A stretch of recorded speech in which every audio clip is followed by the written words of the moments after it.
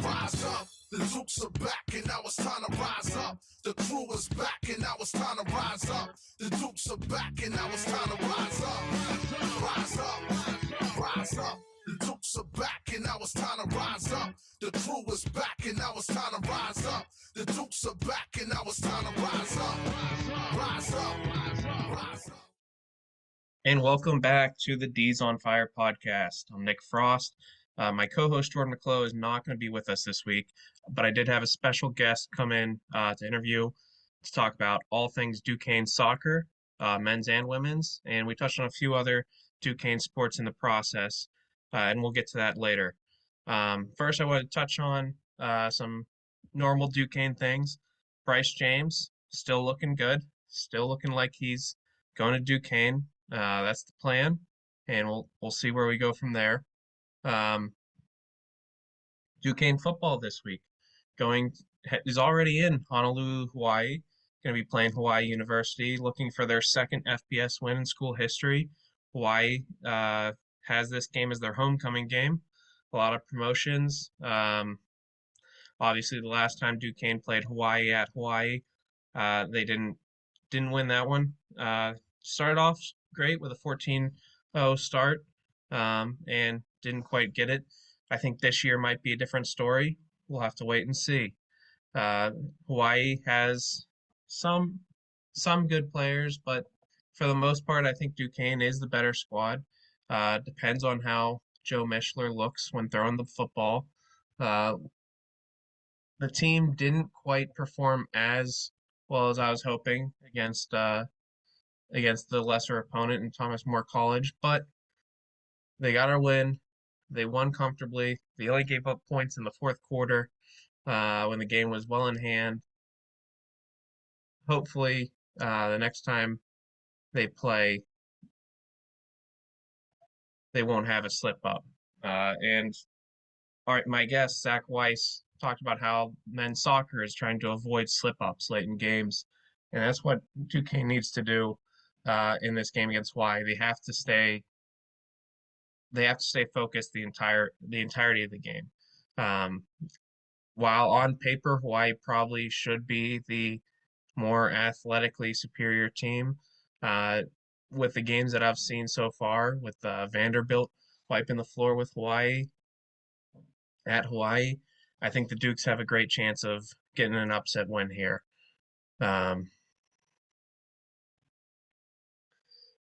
Billy Lucas finally got things in gear last week. I don't know whether that's because we played an inferior offensive line or not, or if we finally found something that clicked. Dwayne Menders Jr. really coming on over the past two games, has reached over 100 yards receiving. So that's nice. Abdul Jannah still looks like to be the wide receiver one, but Dwayne Menders, a great wide receiver two in the making, could really open up things offensively. Defensively, we still have that pass rush. Like I said before, I'd like it to be more consistent, but we'll see how it goes. Hawaii's coach is in his first season, just like Thomas Moore's head coach was in his first season. But the Hawaii head coach is Timmy Chang, who was their starting quarterback for all 4 years he was in college. So it's going to be interesting to see him as a coach and seeing how he tries to turn this Hawaii program around. After this game, Duquesne will finally get a break, which is a standard after every Hawaii home game. The away team gets an extra bye, which is why week 0 really has become a thing, and why Duquesne got to play in it this year. So that's the preview for Hawaii. I think the Dukes win. I'm hoping that it's not as stressful as I'm sure it will be. My prediction will be 28-24 Duquesne, with some late game antics where Hawaii scores and then has an onside kick and we hold them to it. That's my prediction for Duquesne and Hawaii. And then outside of that, I think I'm just going to take you to the interview with Zac Weiss. It's a good one. It's a long one, so I don't want to take up too much of your time here. Enjoy the interview, and thank you again for listening to the D's on Fire podcast and supporting Duquesne Athletics. All right. And I'm joined with Duquesne reporter for, what is it, 8 years now, Zach? Jeez, most parts 10, 8 full, I think. It's all a blur anymore. I think the pandemic kind of got me where it's just counting fingers and toes at this point. Yeah, but Zac Weiss, well-known reporter for all things Duquesne, joining me. Uh, and I would say our regional men's soccer team expert of any Pittsburgh sports media guys out there. So Zach, welcome to the podcast. Um, how's covering the season been so far this year? Well, first of all, let's ignore the question to start with, and let's just start with this is my guy right here, Slick Nick. We go back to the women's basketball days. Nick was just an asset to the women's basketball team in all aspects and was very kind enough one year to give me a drive back from the good old Richmond Coliseum. There might have been a Sheets that got harmed along the way, but you know what? I mean, what's done is done. So it's just good to catch up with you again and finally have a face-to-face conversation. It's been a minute, but yes, it's been an exciting time for the men's soccer team, to be honest. I mean, having a 5-0-1 record right now after the draw last night at Wright State, a game that they probably felt got let get away. Maybe in years past, that's a result they're happy with. Wright State's a team historically that's given them some troubles, and the road's also been a place that hasn't been kind to the men's soccer team in recent years, but getting a chance to have 3 games within the matter of just over a week on the road to start the season, one of which at Michigan, really gave the guys a good feel. They had a good training session for a couple weeks before that, and beyond that, they had a good spring session in general. So everything felt encouraging going to Michigan. But of course, anytime you face a Big Ten caliber team, a team that's picked to finish in the upper-ish end of the conference, it's a good measuring stick. And the guys came out focused, and it's been competitive just seeing time on the field amongst the guys that have been playing. So it's been good competition all around. And frankly, it's really led to a lot of good results. And the belief is absolutely there in one another and what the head coach Chase Brooks has been preaching to their principals. And there hasn't been much slip up. So by and large, it's been an impressive effort from the guys and one that has really, this is the most fans I've seen at Duquesne men's soccer games in quite some time. And you saw that growing consistently throughout last year, but it wasn't before. It was kind of parents. You got some of the teams, most notably maybe the women's soccer team, but now you see a lot of Duquesne sports teams, a lot of Duquesne student body just interested as they see the rising ship that is this men's soccer team. Absolutely, and their biggest win of the year coming against Howard on Saturday, 7-0. I think I predicted 4-0 as a comfortable win, and they definitely upped that.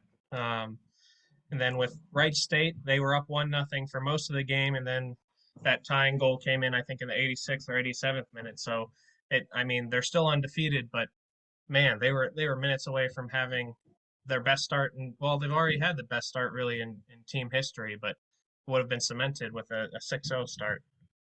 Well, sure. Going back to that Howard game, Howard did themselves no favors. They actually played the other school in the city earlier in the week, traveled the 4 hours back to DC, and then made the trip again all the way through the weekend to play to Duquesne. And the margin was, I believe, 4-0 up the street, and it ended up being 7-0 in this game. And really, it was one where it was a good compare and contrast. Duquesne still had a little bit of issues with generating consistent shots, but they controlled the pace of play all the way through.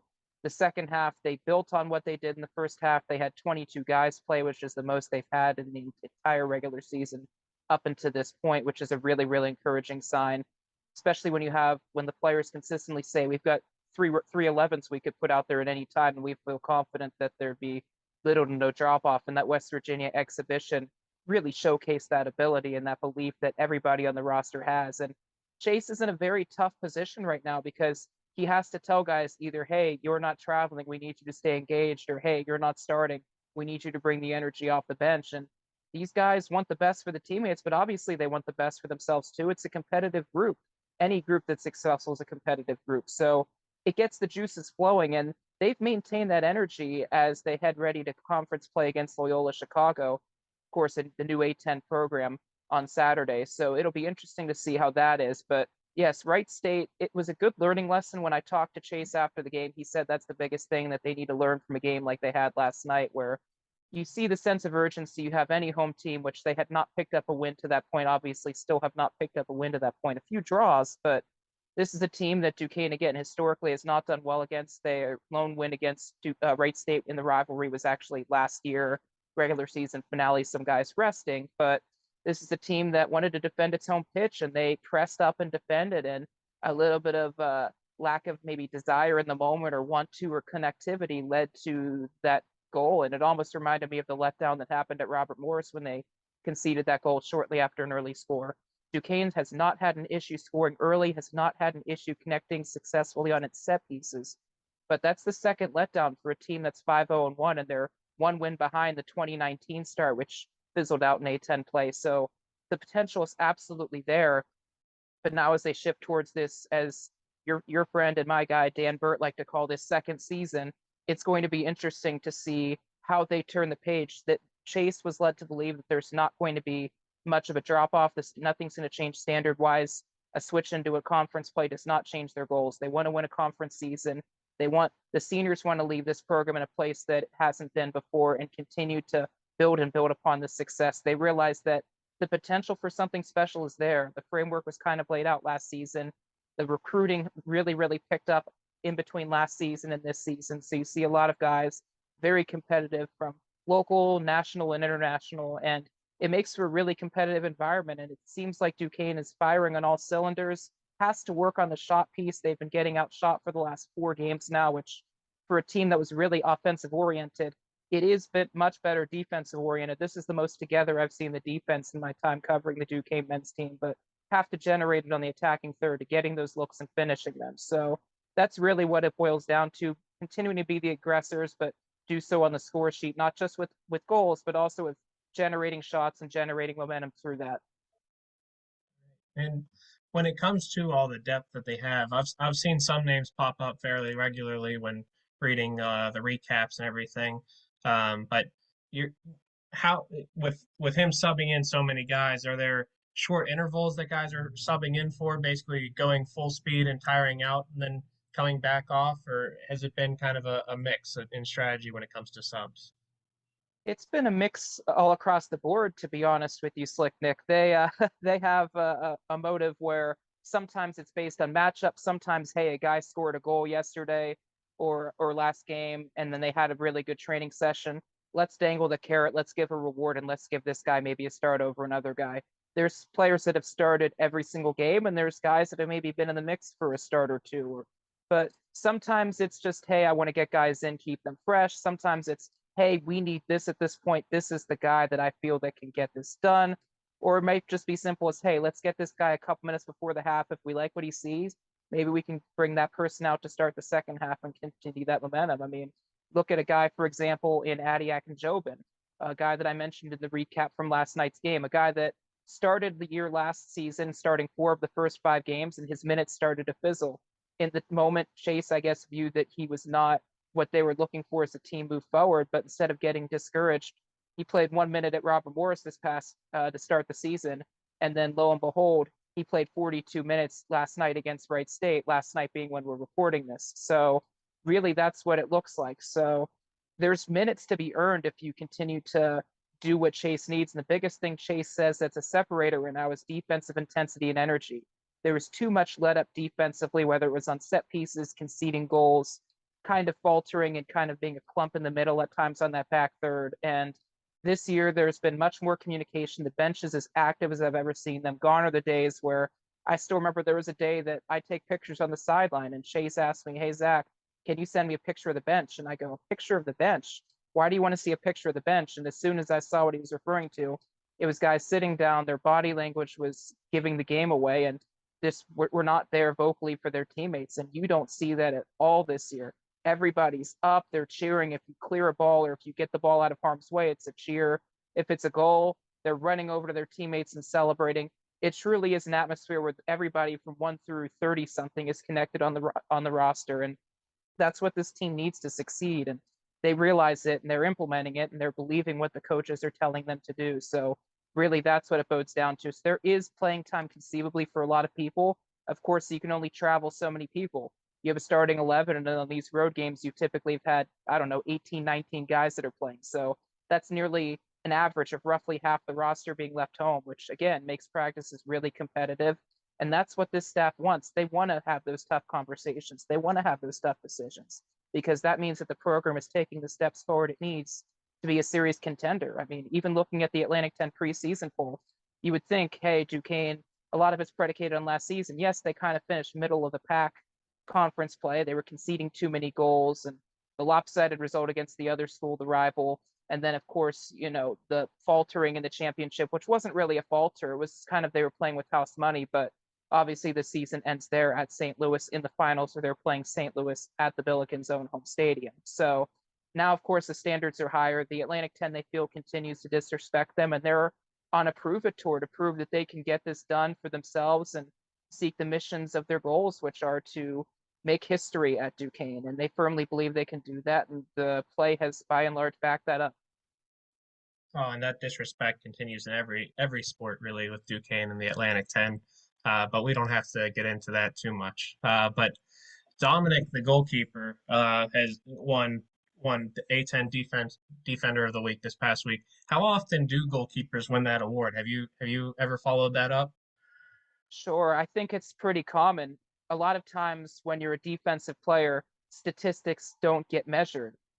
A lot of times coaches look at a box score. So many times you've seen it when basketball coaches vote for a defensive player of the year. They might look at defensive rebounds and blocks. They might look at something like a plus minus. They might not look at something that, hey, they altered shots or they guarded my best player and held him or her to 2 points. So they don't have time necessarily because they're so focused on their team. So what are they going to see? They're going to see the goalkeeper that stopped 13 shots in 2 games, which Dom did a fantastic job in that game against Howard, was probably tested a little bit more than he should have been. But to stop 11 shots in that game, including 2 PKs in the final 10 minutes, which talking to Dom after was just the desire, even though the outcome was 7-0 at that point, and that ended up being the final score, just the one overall desire to have a clean sheet and reading off the foot and reading the body language of what these players were going to do. The first one, he saw how they were lining up to kick it and he knew where to go. The second one, he saw indecisiveness on Howard's part where they didn't know who was going to take the kick. And right before the kick, he had already won the ball because he decided he was trying to play off that fear.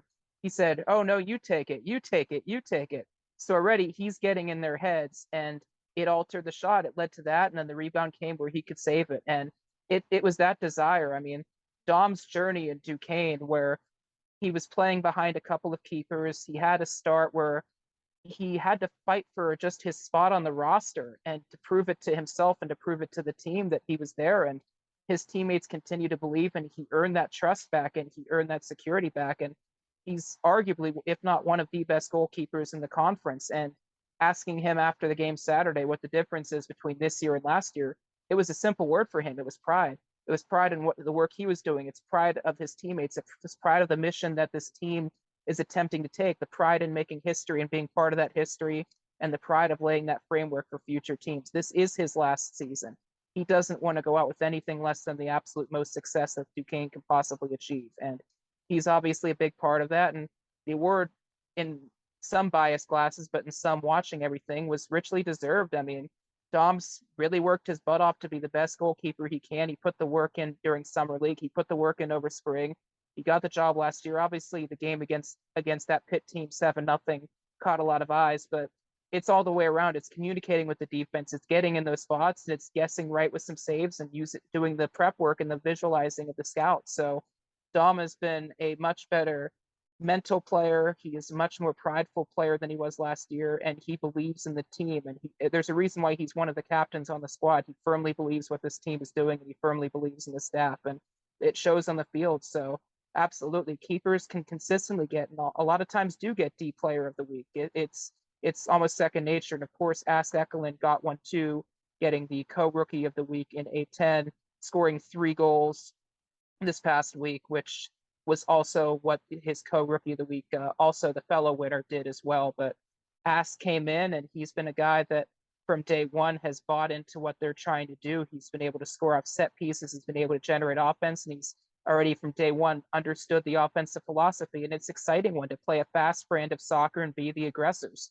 I mean, who doesn't want to come in and play aggressive and try to score goals? I mean, there's a team effort and he's found a way to succeed and he's found a home at Duquesne. And congrats to Ask as well. It's really, really good to see. And a lot of times when you have international players, Dom being from Australia and Ask being from Norway, I believe, yes, from Norway, it's very, very tough sometimes leaving everything at home and coming, not really communicating in person with your families and coming, believing the dream, being part of a team, being part of something bigger than themselves. But Ask has really come in and bought in from day one, and there's nothing more that you can really like from it. So Ask has come in, he's made his influence felt, and really it's been these freshmen have really pushed, and these transfers have really pushed the returners as well to find success. So it really is something potentially special at Duquesne, and it feels like there's just a special buzz. It feels like the student body feels it, the student athletes feel it. There's even a buzz in the press box before, during, and after games that something special could happen, and you didn't feel that before. So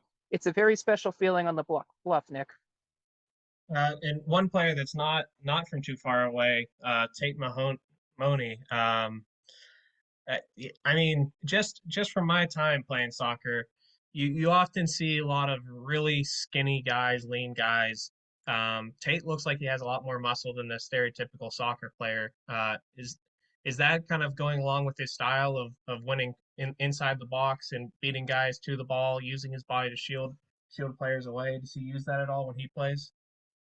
Well, Tate's usually subbed in. He actually did score a goal earlier in the season, and he's a guy that, excuse me, he's a guy that's been able to find success just on the long balls, out racing guys, finding momentum, continuing to possess the ball to where the offense can form, and really, he's fulfilling his role when he is able to play as a junior forward. And obviously, the local ties help. It brings more guys in.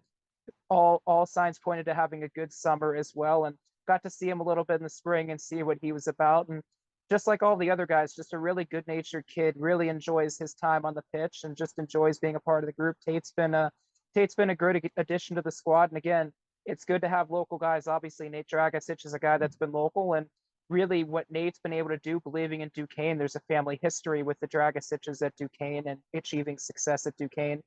His success on the local level has made a lot more guys interested in coming to Duquesne, and I'm sure Tate is one of those guys. You have Cameron Torito, another local guy that transferred in as well. So a lot of guys are seeing the special stuff, seeing the special sauce, and seeing what Nate did. And then you see guys like the guys that I mentioned that are local that are interested. And then you see the program continue to move forward. That's only going to excite local players even more. And you want to have that local feeling. You want to have those high school coaches that can tell you, hey, I know a guy and I think he'd do really well for you, coach. And that's exactly what you're seeing. And you're seeing so many more local guys that are interested. They're playing well and want to come here. I mean, there's several freshmen. There's some local feeling as well. Harper Cook, a junior from Pittsburgh as well. Going down the line, Anthony Harding started the last couple games from Pittsburgh. Anthony DeFalco, Jackson Irvin, some freshmen.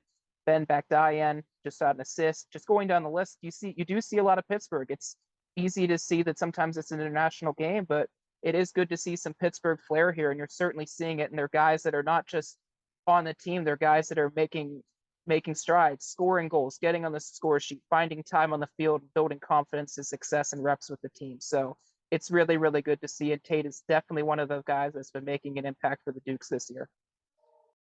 And one of the international guys that I feel like need mention just because of how often I've seen him in the recaps, Christopher Viangel. Is that how you pronounce the name? Angel, yeah. Viangel. He seems to always be around, either assisting or making some big plays. Is he one of those consistent guys that have been starting just about every game? Very consistent. He's been somebody that's been starting every game. He has a transfer from UAB. He has the right edge. He knows when to take that up a notch. He knows where the line is. He's willing to take a card if it betters the team. He always, like you said, has a nose for the ball. When positive plays happen, a lot of times they're centered around him. He's kind of the one that gets the ball rolling.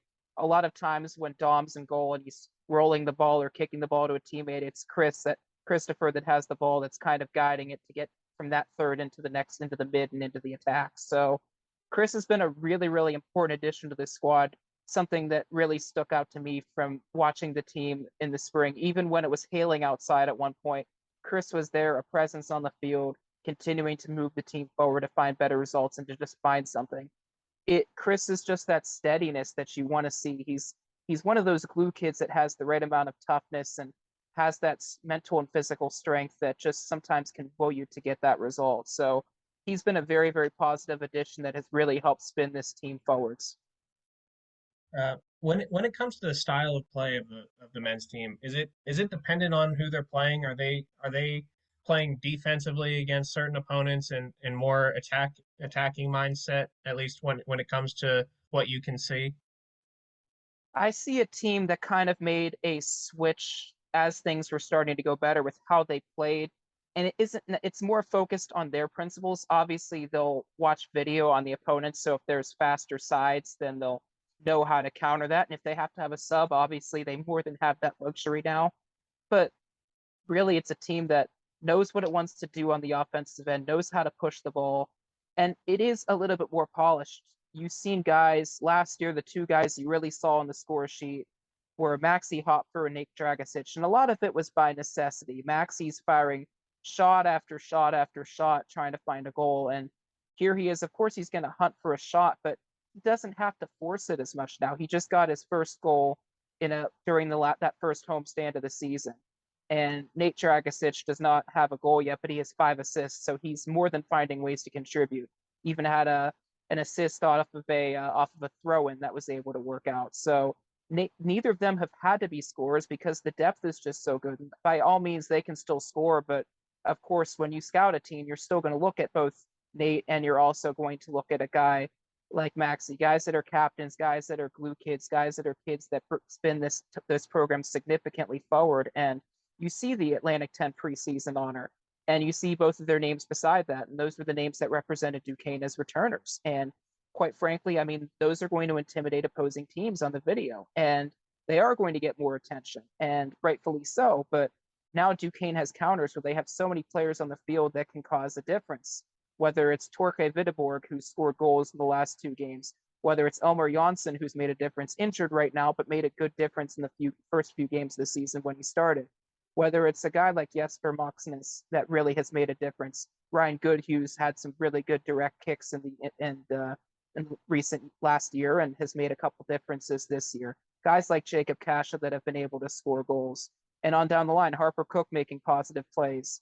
Anthony Harding coming in after Elmer's injury and making a difference, and so on and so forth. You go down the line, Logan Muck, always a physical good kid off the bench, and Jaden Daw, whose size creates a lot of problems, and anytime he's in a foot race, he's probably going to win that foot race. So you go down the line, and it's so many guys that are mentioned. It's good to see that it's not just one option. It legitimately is so many options, and that's another one of the biggest differences on Duquesne's side. It wasn't let's go to the bench, give a guy a break, and maybe just try to hang on for 5 or 10 minutes. It's we're going to the bench, and if you're expecting a break, well, you got another thing coming. And that's another one of the things that have changed with this Duquesne men's soccer standard.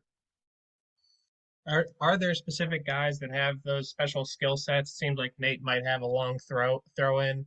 Are there guys that are target men on corner kicks that seem to be the guys they try to get the balls to in the air? Well, the guy that's kind of scored off of those pieces recently has been Torque Vitteborg, who we discussed earlier, and also Ask Ekelund, who I brought up earlier. Those are the two guys that have been the biggest beneficiaries of late. But really, this is a very determined team that if that ball's on the ground, they can find a way to that ball. Pretty much anybody on that pitch, with obviously the exception of Dom and goal, has the ability of scoring that ball. Just they're very tenacious around that ball, and they're just anxious to celebrate in either corner, willing to find the result. And it doesn't matter who scores; they're just as excited whether they score or if it's one of their teammates. So there's so many players that can step up. Obviously, the two that I just mentioned are the two that have been the biggest beneficiaries of late. But that's not to say that if they're in a formation or if they get a second, third, fourth chance that anybody couldn't bury it home. Anybody on this roster has the potential to bury the shot home and finish it. There's a killer instinct that a lot of these previous teams didn't have, and they just feel that anytime the ball's on the pitch, and there's a chance to go out for blood and score that goal. So it's that aggressiveness harkens back to the beliefs that Chase Brooks and principles that he's preached, and it's really the team is really buying what Chase has been coaching.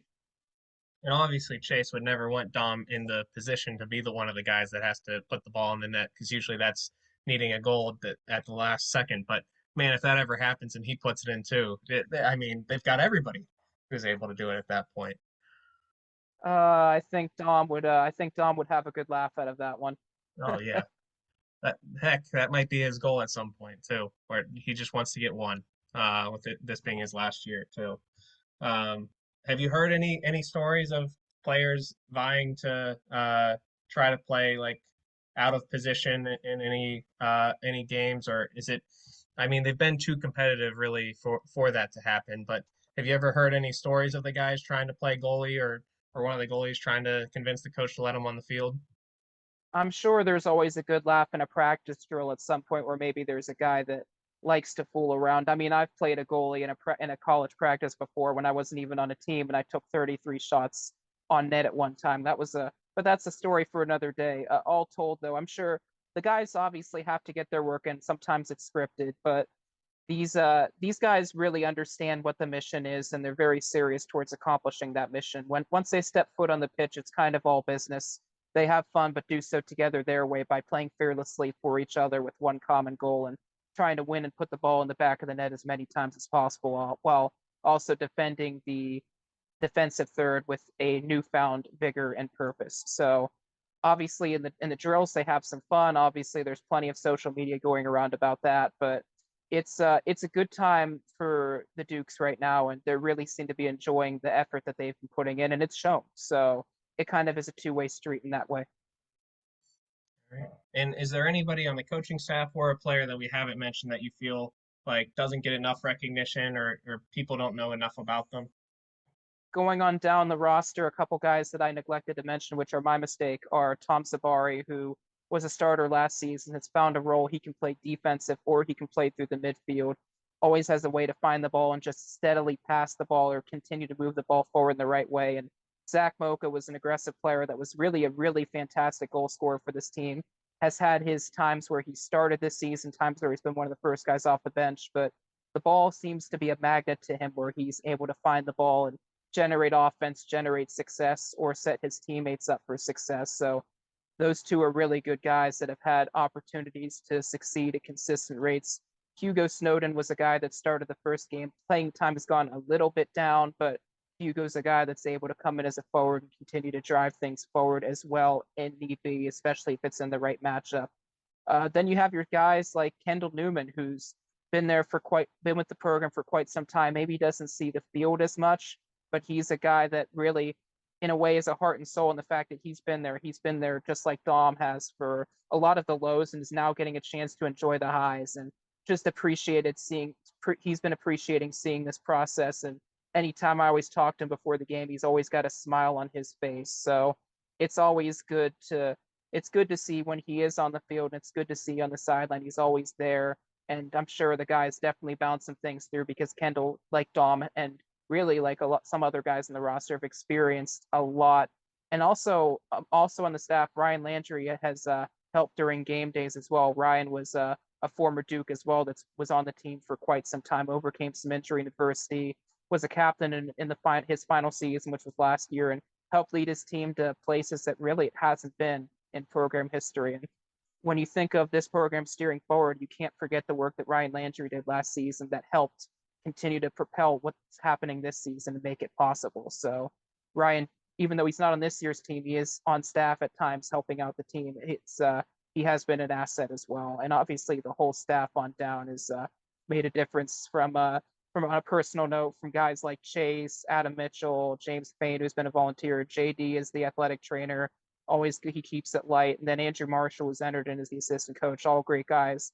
The entire team has been very respectful of me and my role as a journalist, but also now athletically sprinting down a sideline with a Nikon camera trying to get the best pictures I possibly can of them. So they really respect what I do and appreciate what I do and always have a smile on their face when they see me and they want to keep me included in things and have fun. So I appreciate the respect that they show me, and it has been a fun ride to watch this team grow. And I can say that unbiased because this team is a very, very fun watch. So it's always interesting when they step foot on the pitch, and it's always interesting to see, especially now that there's no overtime in soccer anymore, what they can come up with in the 90 minutes. And of course, they have to respect your outfits as well, that you while you're running down the field with that Nikon camera of yours. Well, I mean, I just go with my outfits have become notorious. For me, it's a case of look good, feel good. It's something where honestly, whatever the laundry basket says, I just listen. All right, and then switching over from the men's to the women's team. Obviously, not as hot of a start, but hard to be as hot as the men's team this year.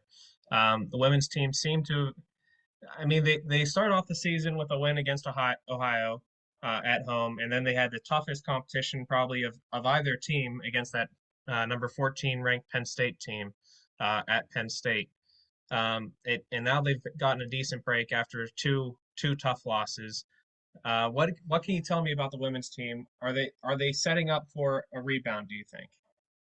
It's really difficult to say because the bugaboo for a lot of recent teams on the women's side has been the injury bug, and it certainly has hit this women's team when you lose players to injury like Mackenzie Muir, who's been an aggressive freshman, like Maya Matisa, who was in the A10 Rookie of the Week, and then for a non-injury reason, when you lose a player like Lindsey Krafchick, these were three freshmen that really were difference makers in that Ohio win and in the Youngstown State win too. And to see them all go down within a matter of 48 hours before these last two games, the Drexel and the Buffalo game that they most recently played, which it's hard to believe their last game was 10 days ago, but I think in a way it's a blessing in disguise for this team right now.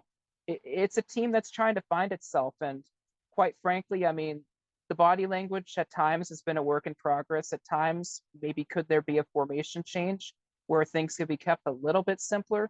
I mean, you could say yes, but I mean, if you decide to do that, there now is ample time to do that. But I think there's a lot of discovery, a lot of I believe it's 19 freshmen at this point. So it is a lot of new players, and this non-conference slate has kind of been a run where they're trying to figure out what works, and having a lot of newness together and having these injuries is a combination where you're adapting on the fly, and that can present some challenges, especially when you have some returning players that have some ideas and some new players that have some ideas, and trying to keep everybody happy, especially when you have so many bodies again, is not always the easiest thing to do. But I think that the women they're going to have 11 days between games now for Rhode Island on Thursday to begin A10 play. And that's kind of where it's okay. The time in the lab is over. Now it's none of these non-conference results in the grand scheme of things, they don't really matter.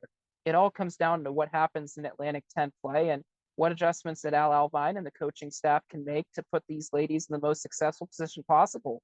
He's able to do it a few years ago to the tune of an NCAA berth. And quite frankly, if they make the playoffs and get hot at the right time, it's possible. But the big bugaboo in recent years has not only been the injury bug, but it's finding ways to win on the road. And they checked that road box off with the win at Youngstown State, which was a 50-50 game based on the level of play that we saw for the 90 minutes. So it is encouraging that result. But when you have these impact freshmen that are not part of the team and you don't get to see how they gel, and they were probably some of your most encouraging, consistent faces throughout the early games, it's a tough pill to swallow. So the opportunities to succeed is certainly there, but Penn State was a very tough team.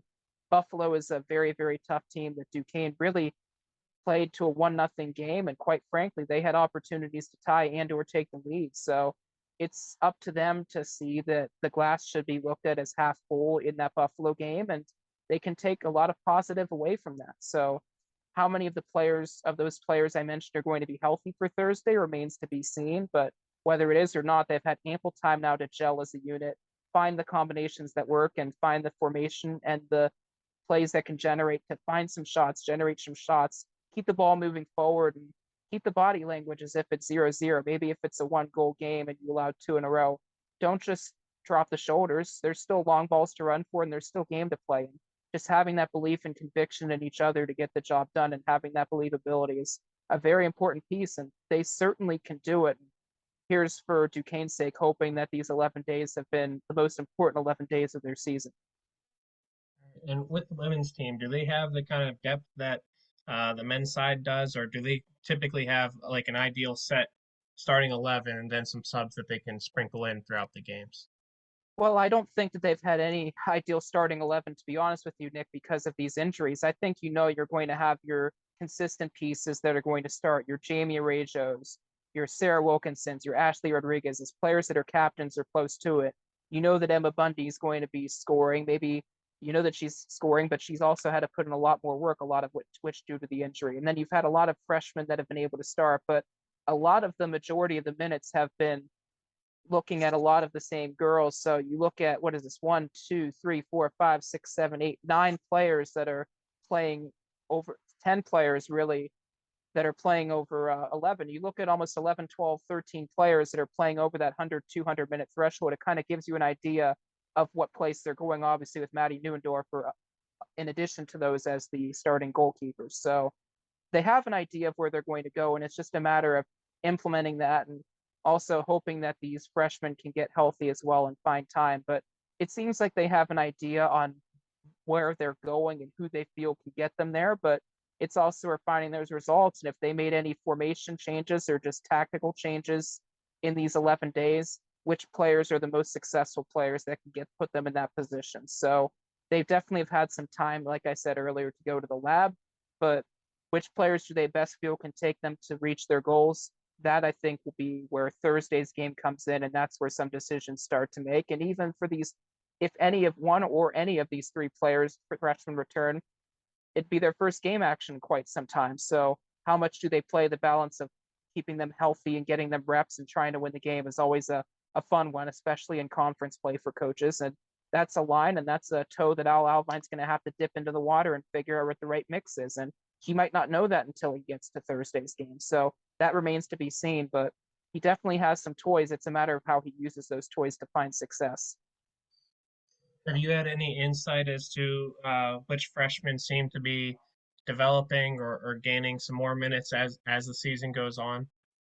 Well, and outside of those 3 freshmen, Eva Levecki has been getting some defensive looks. She's somebody that can certainly make a difference. Libby Majka has been a player. She started 4 out of the 5 games, has 2 assists on the season, so she's somebody that's made a difference. Margie Brown has played in all 5 games. She started 3 of them. She's an impact player. Brianna Moore, with her size, has started 2 out of the 5 games. That's somebody that can make an impact. You go on down the line, several freshmen have had opportunities. It's just finding the freshman that'll consistently give them what they're looking for with what they're trying to run. And are they going to try to run what they were going to try to run? And is that based on whether the freshmen come back or if maybe they just need to open things up more instead, because the ball has been getting stuck sometimes, particularly in the midfield or with long balls that have had some of the mids trying to adjust a little bit more than maybe they would like to. So there was a little bit of cohesion that was tested at times in those most recent home games, but it's not something that with these 11 days is unable to be corrected. It certainly can be corrected. It's just a matter of what personnel will be on the field to make sure those issues are corrected. From the women's side of things, are there any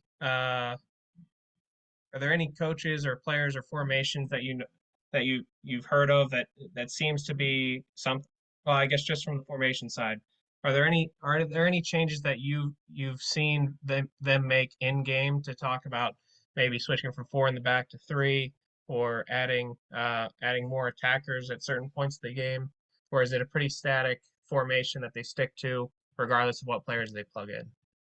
Well, I think before, a lot of times in soccer games, it takes until halftime to make the adjustment. And this team is definitely not an exception to that. I think you saw a little bit more pressure in the second half of the Ohio game, and that was really a contributing factor to the win. But when you are down several crucial bodies and then you're playing games within 48, 72 hours of each other, it's kind of tough to go back to the lab and really make any adjustments. It's kind of seeing what you have. And the luxury is it a loss? Yeah, of course it's a loss, and losses are never fun to take. But it is non-conference. So do they matter? Yes. But in the grand scheme of things, do they matter? A10 play is really what matters. So it's learning from those losses.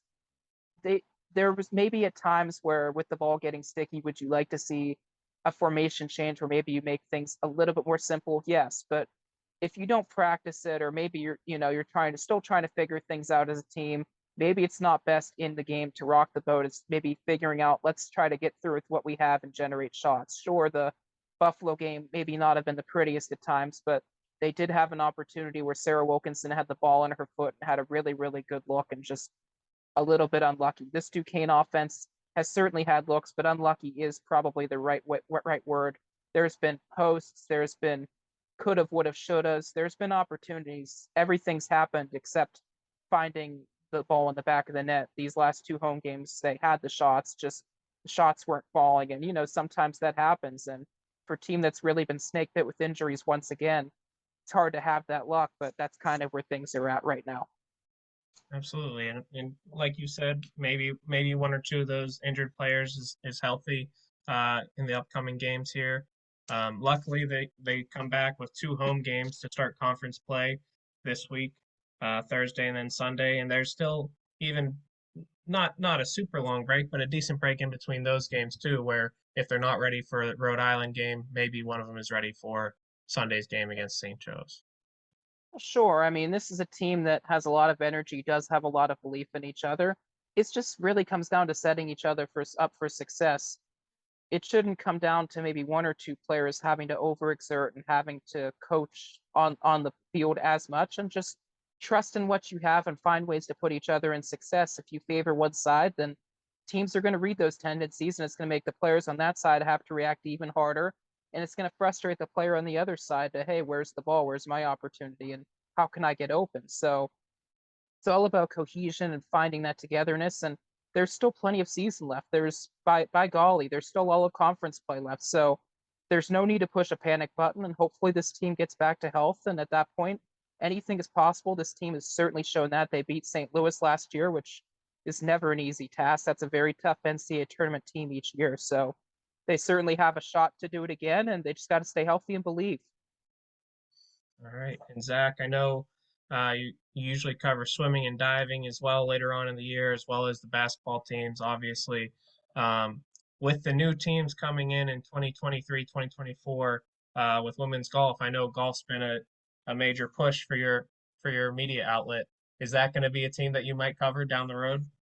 I would absolutely love to do that. Obviously, you have Robert Morris that has the golfing abilities in the surrounding area. It would be interesting to see how Duquesne can utilize it. There's a lot of interesting sports that are coming to Duquesne, acrobatics and tumbling. I'm intrigued to see how that's going to go. I mean, you have several different teams. Some schools across the country are bringing esports in and finding success with it. So it'll be interesting to see how they implement golf, what they consider a home course. I mean, heavens forbid, they've had the diving teams practice at CMU many of times. So it's interesting to see what homes these places will find and what the recruiting pipelines it are. And it's always interesting when you have a new team, who wants to join that new team and be a part of something special and write the first page in the chapter of a program. So that's always an exciting thing. And obviously I'm hopefully part of the journey with that as well. So it'll be interesting. And as far as the swimming and diving piece goes, Dave Sheets always has the girls ready. That's a team that's won the A10 championship multiple times, been a top 2 or top 3 team pretty much each year for the last several. So that's a team that's really, really poised to achieve success once again. And there's no reason to believe that they can't do it again by any stretch. Definitely winning is a possibility, but it's always one of the top teams, always treated. It is a team that is treated with respect in the conference, and by golly, it should be. It's one of the most consistent, if not the most consistent on campus. Absolutely. I mean, they were competitive without the diving aspect for many of those years.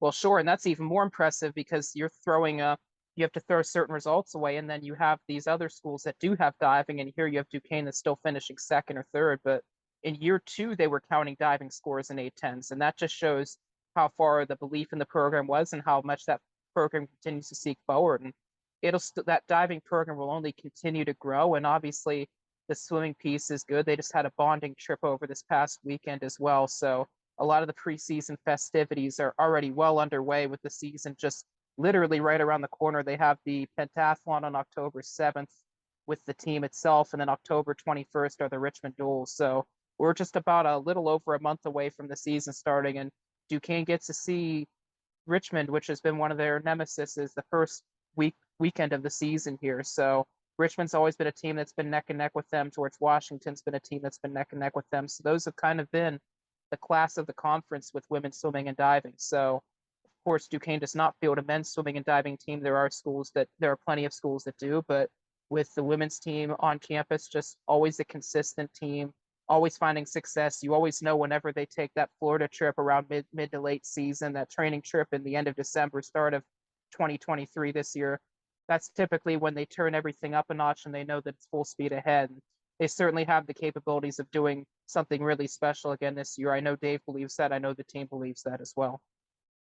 All right, and as we've both touched on over the podcast, you today and me in the past, women's basketball obviously holds a special place in both of our hearts, with Coach Burt and the rest of the squad, and the many memories of the VCU Coliseum for those A10 tournaments. Fine facilities, obviously. Uh, but yeah, I think I think the women's team this year is going to be interesting. It's tough.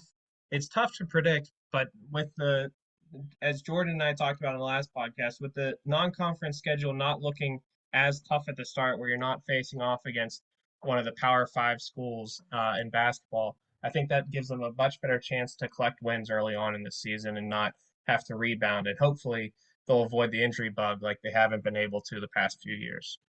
I think they've also been in a pandemic funk. I mean, let's not forget also they had to play at La Roche for a couple of years there. And quite frankly, like you said, that Texas trip a few years ago when that team really had a good chance of being an NCAA tournament team, I kind of feel like they kind of licked their wounds a little bit, maybe too much, that they all kind of got tired from going road heavy that year. You remember that year? That was the Ohio trip year.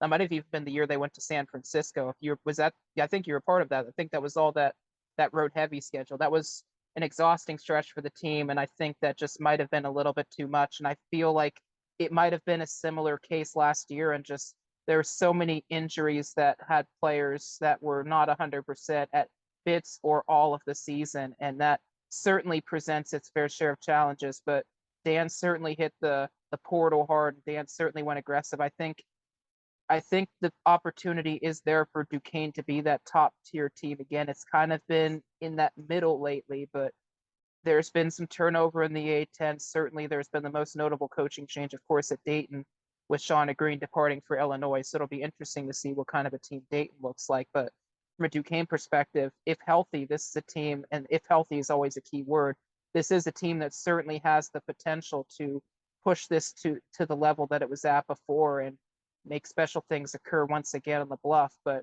just has to have that believability, has to stay there, and just has to have conviction and a killer instinct. I feel at times that there was maybe too much settling or too much complimenting instead of just going right at them. And Dan's a guy that always likes the end of the shot clock, drive the ball, be drivers, be the aggressors, defense, help the helper, etc. You know all these terms.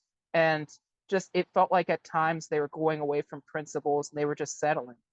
Now's the time to not settle, but bury the excuses. And this non-conference is, like you said, it is a winnable one. It has the opportunity to be a successful one. And if the players come in with the right mindset, it's amazing what having a right mindset does, and leaving the issues at the door and playing for each other as a team. And yeah, the opportunity is certainly there to have success. There still are definitely some difficult opponents. Kent State's always a difficult team. Temple brings the state rivalry. Delaware had a coaching change, but they're always tough. Of course, there's the city game. So, I mean, there's certainly some challenges among others. Tulsa is a team that they played last year, and this is a return date. And Tulsa played them tough the first time. That was part of that double season opener trip that kind of put a little bit of the wheels under a little bit last year. But this is an opportunity to exact a little bit measure of revenge. So it's a very doable non-conference schedule. I think there was much more purposeful scheduling, and I think that's good on Dan Burt. That's good on the staff, and it'll be just interesting to see what pieces go where and where Dan sees everybody falling through, and if everybody can just buy into what the mission is. If they can do that, it could be a special season, Nick. You never know. And obviously, you try to be as unbiased as possible when covering these teams, but I know Point Park has a special place in your heart as well as Duquesne. So that November 7th matchup has to be tearing at you a little bit. Not sure how you're going to react. I know how I'm going to react. Frankly, the coach of the women's basketball team, there was a coaching change. And my main point of connection was with the women's basketball coach at my alma mater, Tony Grenick, who is still with the university, but has moved on away from the team and leaves the team as the all-time wins leader and someone that knew how to get a group to play together, achieve their goals inside the classroom, and been able to contribute on the basketball court and play together well. But there just came a point in time where he was ready to move on to his next challenge. And in a sense, that team's a little bit of an unknown quantity with a coaching change, mind you, but it is at the NAI level. So it's an opportunity to attract some local fans. It gives Point Park an opportunity to once again play at the UPMC Cooper Fieldhouse, which they were able to do a couple of times last year while their main gym, CCAC on the north side, was not able to host them due to COVID protocols. So it gives them an opportunity to once again play at the field house. But for me, I mean, obviously there's going to be some emotions seeing my alma mater playing there, but mind you, most of my connections have moved on from the alma mater. And if anybody's worried about bias from me in that game, they don't have to worry in any way whatsoever. Good to know. All right, Zac. Well, thank you for taking time to talk to me today about all these teams, and I really appreciated seeing you face to face, even though not in person. Hopefully, I see you at a few Duquesne basketball games this year. Uh, we've got a slightly bigger family, so organizing trips out is going to be a little tougher, even though we're not far away. But we're going to make an effort to try and go to as many games as we can. I would love to see you there. I mean, I know the I know the women's team is going to bring an exciting brand. The men's team is on the rise. They've rebuilt it again, but I think they've done it in a lot more of a healthy way where I think that you're going to see a lot more competitiveness on that basketball court and a lot more depth on that basketball court for both teams, really. So it'll be an exciting brand of basketball both ways, and it'll be interesting to see how that translates in the win department. But regardless, Duquesne fans are hungry for winners, and there certainly is the opportunity with the men's soccer team. The women's basketball team certainly has a shot. Swimming and diving certainly has a shot. I mean, any team has a shot. Soccer could always turn it around. Volleyball hasn't gotten really too much of A10 play in yet. So there's always a chance to turn things around if you're having a slow start. And the opportunity for success is always there. And you know how Duquesne always wants to push the envelope and try to improve upon itself. So I appreciate having me on, Slick Nick. Bummed that Jordan can't be on there, but I think Jordan's somewhere burying some 3-pointers in our absence since we're all stuck on the foul line bricking free throws right now. Oh, definitely. And you saying that I contributed in many different ways was a very kind way of putting it for me. I definitely wasn't the most athletic or basketball IQ of the practice squad players, but luckily Jordan bailed me out enough that we were okay in getting the girls ready for their games. I know it's somewhere in your house you have a piece of sticky tape buried across that has the name John Quell Jones on there. So I think you served your role. You're okay. Oh, absolutely.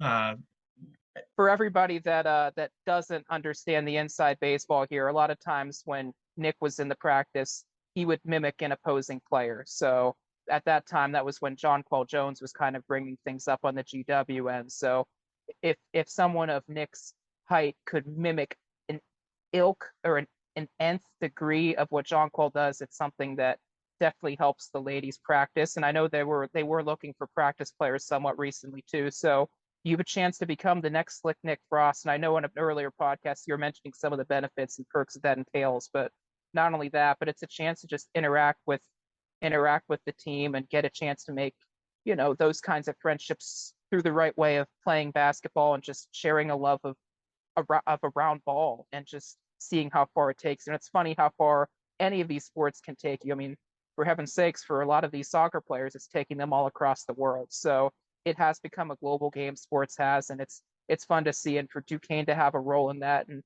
yes, you have somewhat of a role in that too, Nick. I know you're shaking your head laughing, but it is amazing to see how far sports and game can take you. So it's been on my end, it's been a privilege to be on here. It's been a privilege for those that are watching or listening to have provided Duquesne coverage for so long, and God willing, continuing to do so. I actually have a stretch starting tomorrow of 3 soccer games in 4 days, so I'll have ample time to prepare for that October 1st 5K I'm running. So really, really looking forward to that. And hopefully I've got a lifetime supply of BioFreeze because I'm going to need it. Well, I'm sure you could find some some of the men's soccer or women's soccer players could help you get some as well. BioFreeze and foam rollers. All right, Zach. Thank you again so much for taking the time to talk. Yeah, of course. You got it. Anytime. Back and now it's time to rise up. Rise up.